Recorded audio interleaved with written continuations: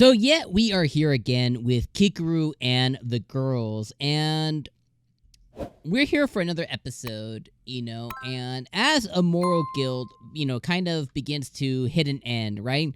We're about to be at the very end of the season for a moral guild, and it'll probably end up being, to be 100% honest, it'll probably end up being the only season, right? So we're on episode 11 out of 12 of a moral guild, and it's good that we're here because, like I said last week and the week before, I have continually struggled, talking about this every single week, because at the end of the day, you come in, we get some spiders or plants or monsters, and they violate the girls.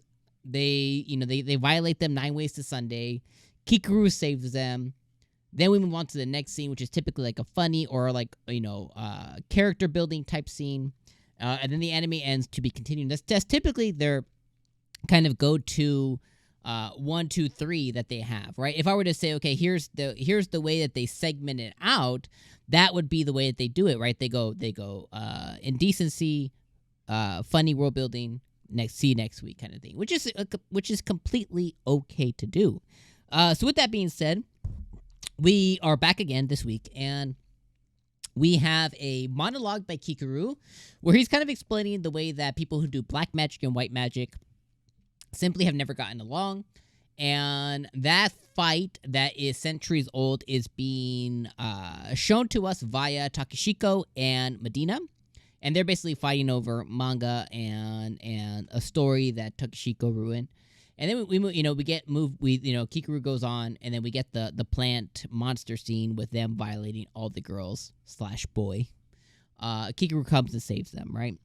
Then we move on to the next thing where, Hanabata is, trying to get a hold of her frenzy. Kikuru is working with her, and Anome and Kikuru are trying to, get through to her. We find out that she does really well with, childlike commands. So Anome hits her with, if you want to earn Kikuru's love, you got to be a good girl kind of thing. That gets through to her. All fine, all dandy. Really enjoyable to watch. We get some boobalicious scenes between Hanabata, Inome, and Kikuru. I did find it funny. I laughed one time this episode where where Anome was like, tell Hanabata put away her boobs because, you don't like that. And he had to struggle. He's like, okay, I don't like it. So he had to really strain for that. I thought that was pretty funny. Otherwise, this episode was it was fine. It was just a fan servicey type episode. Nothing special. Nothing to write home about. It was okay, And then we're going to move on to next week. And next week will be the last episode, which is probably the final episode of A Moral Guild. I will say this, though, overall, I've had a good time watching it. Not every episode is equal to the next. Some are really good, and most are not. But it's been a fun ride overall. I do like the characters that they set up here. I think Takashiko is best girl still. Nobody can unconvince me of that. But overall, had a good time watching this episode. It went by pretty quick, so that means it was decent. It was just a fine episode.